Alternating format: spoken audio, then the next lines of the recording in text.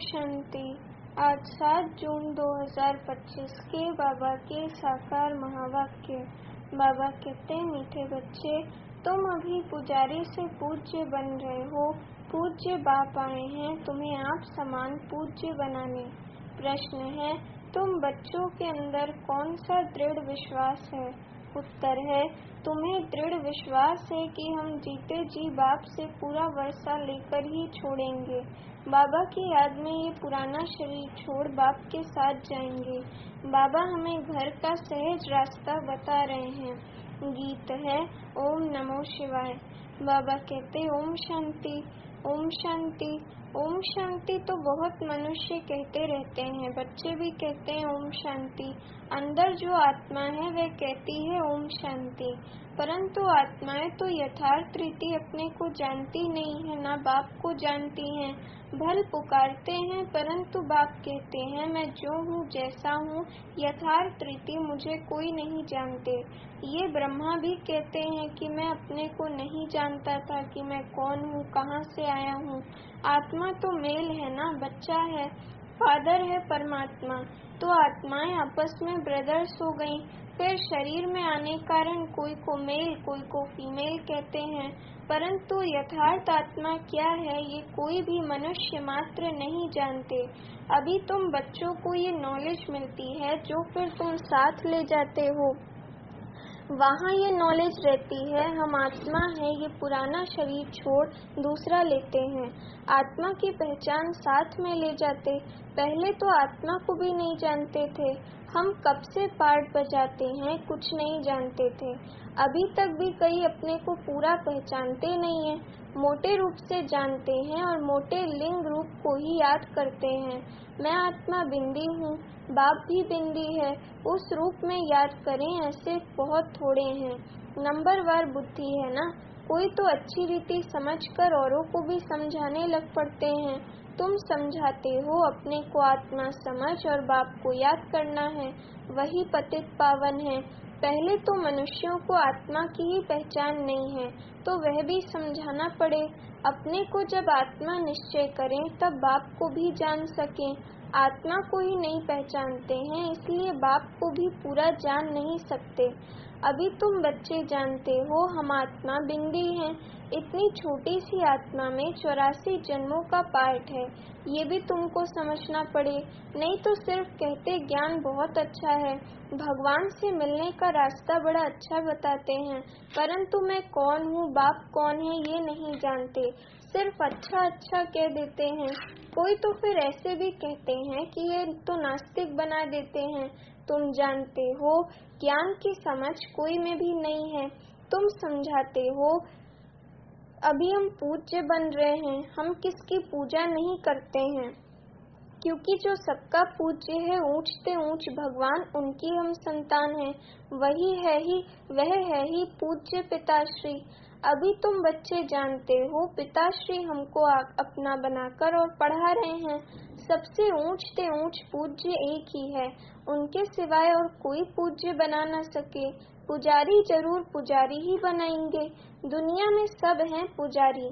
तुमको अभी पूज्य मिला है जो आप समान बना रहे हैं, तुमसे पूजा छुड़ा दी है, अपने साथ ले जाते हैं। ये छीछी दुनिया है, ये है ही मृत्यु लोक। भक्ति शुरू ही तब होती है जब रावण राज्य होता है। पूज्य से पुजारी बन जाते हैं, फिर पुजारी से पूज्य बनाने के लिए बाप को आना पड़ता है। अभी तुम पूज्य देवता बन रहे हो, आत्मा शरीर द्वारा पार्ट बजाती है। अभी बाप हमको पूज्य देवता बना रहे हैं, आत्मा को पवित्र बनाने के लिए। तो तुम बच्चों को युक्ति दी है, बाप को याद करने से तुम पुजारी से पूज्य बन जाएंगे, क्योंकि वह बाप है सर्व का पूज्य। जो आधा कल्प पुजारी बनते हैं वह फिर आधा कल्प पूज्य बनते हैं। जो आधा कल्प पुजारी बनते हैं वह फिर आधा कल्प पूज्य बनते हैं। ये भी ड्रामा में पार्ट है।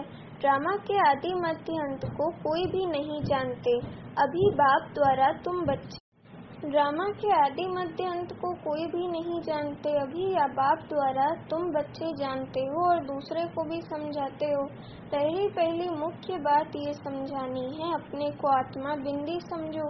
आत्मा का बाप वह निराकार है, वह नॉलेजफुली आकर पढ़ाते हैं, सृष्टि के आदि मध्य अंत का राज बताते हैं, समझाते हैं। बाप आते हैं एक बार, उनको जानना भी एक बार होता है, आते भी एक ही बार संगम युग पर हैं। पुरानी पतित दुनिया को आकर पावन बनाते हैं। अभी बाप ड्रामा प्लान अनुसार आए हैं, कोई नई बात नहीं है। कल्प ऐसे ही आता हूँ, एक सेकंड भी आगे पीछे नहीं हो सकता है।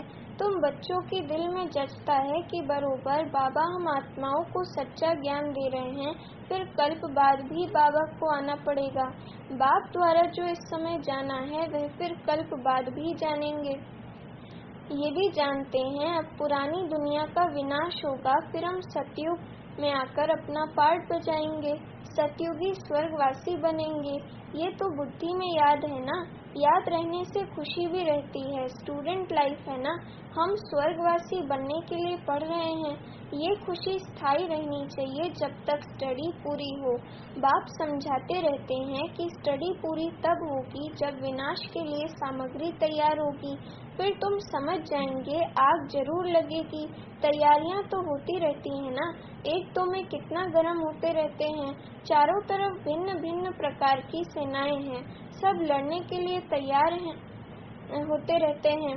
कोई न कोई अटक ऐसी डालते जो लड़ाई जरूर लगे। कल्प पहले मुआफिक विनाश तो होना ही है। तुम बच्चे देखेंगे, आगे भी बच्चों ने देखा है, एक चिंगारी से कितनी लड़ाई लगी थी। एक दो को डराते रहते हैं कि ऐसा करो नहीं तो हम ये बॉम्ब हाथ में उठाने पड़ेंगे। मौत सामने आ जाता है तो फिर बनाने के सिवाय रह नहीं सकते हैं। आगे भी लड़ाई लगी थी तो बॉम्ब्स लगा दिए। भावी थी ना, अभी तो हजारों बॉम्ब्स हैं। तुम बच्चों को ये जरूर समझना है कि अभी बाप आया हुआ है सबको वापस ले जाने। सब पुकार रहे हैं, हे पतित पावन आओ, इस छीछी दुनिया से हमको पावन दुनिया में ले चलो।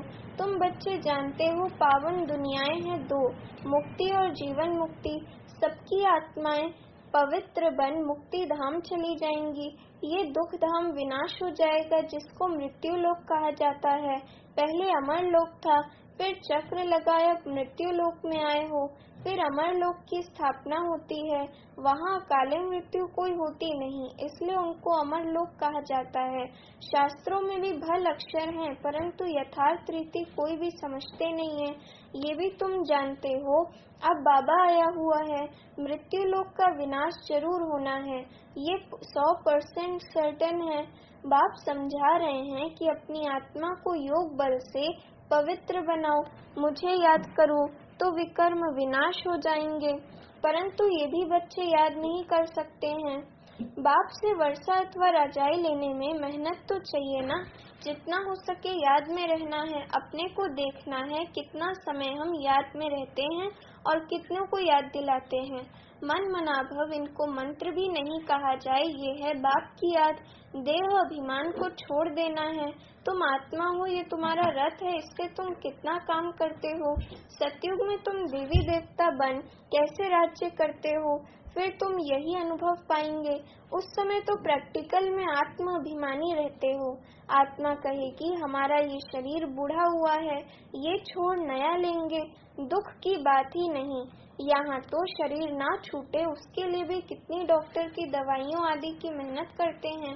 तुम बच्चों को बीमारी आदि में भी पुराने शरीर से कभी तंग नहीं होना है, क्योंकि तुम समझते हो इस शरीर में ही जाकर के बाप से वर्षा पाना है। शिव बाबा की याद से ही पवित्र बन जाएंगे। ये है मेहनत, परंतु पहले आत्मा को जानना पड़े। मुख्य तुम्हारी है ही याद की यात्रा।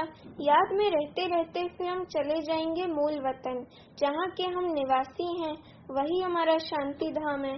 शांति धाम सुख धाम को तुम ही जानते हो और याद करते हो, और कोई नहीं जानते। जिन्होंने कल्प पहले बाप से वर्षा लिया है वही लेंगे। मुख्य है याद की यात्रा। भक्ति मार्ग की यात्राएं अब खत्म होनी है, भक्ति मार्ग ही खलास हो जाएगा। भक्ति मार्ग क्या है, जब ज्ञान हो तब समझें। समझते हैं भक्ति से भगवान मिलेगा। भक्ति का फल क्या देंगे कुछ भी पता नहीं। तुम बच्चे अब समझते हो बाप बच्चों को जरूर स्वर्ग की बादशाही का ही वर्षा देंगे। सबको वर्षा दिया था यथा राजा रानी तथा प्रजा सब स्वर्गवासी थे। बाप कहते हैं 5000 वर्ष पहले भी तुमको स्वर्गवासी बनाया था, अब फिर तुमको बनाता हूँ। फिर तुम ऐसे 84 जन्म लेंगे। ये बुद्धि में याद रहना चाहिए, भूलना नहीं चाहिए। जो नॉलेज सृष्टि के आदि मध्य अंत की बाप के पास है वे बच्चों की बुद्धि में टपकती है। हम कैसे 84 जन्म लेते हैं, अभी फिर बाबा से वर्षा लेते हैं। अनेक बार बाप से वर्षा लिया है। बाप कहते हैं जैसे लिया था फिर लो। बाप तो सबको पढ़ाते रहते हैं। दैवी गुण धारण करने के लिए भी सावधानी मिलती रहती है। अपनी जांच करने के लिए साक्षी को देखना चाहिए कि कहाँ तक हम पुरुषार्थ करते हैं। कोई समझते हम बहुत अच्छा पुरुषार्थ कर रहे हैं। प्रदर्शनी आदि का प्रबंध करता रहता हूँ ताकि सबको मालूम पड़ जाए कि भगवान बाप आया हुआ है। मनुष्य बेचारे सब घोर नींद में सोए हुए हैं। ज्ञान का किसको पता ही नहीं है तो जरूर भक्ति को ऊंची समझेंगे। अब आगे तुम्हारे में भी कोई ज्ञान था क्या? अभी तुमको मालूम पड़ा है ज्ञान का सागर बाप ही है, वही भक्ति का फल देते हैं। जिसने जास्ती भक्ति की है उसको जास्ती फल मिलेगा। वही अच्छी रीति पढ़ते हैं ऊंच पद पाने के लिए। ये कितनी मीठी मीठी बातें हैं। बुढ़ियों आदि के लिए भी ये बहुत सहज कर समझाते हैं।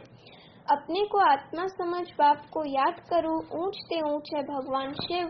शिव परमात्माए नमः कहा जाता है। वह कहते हैं माम एकम याद करो तो तुम्हारे विकर्म विनाश हो बस, और कोई तकलीफ नहीं देते हैं।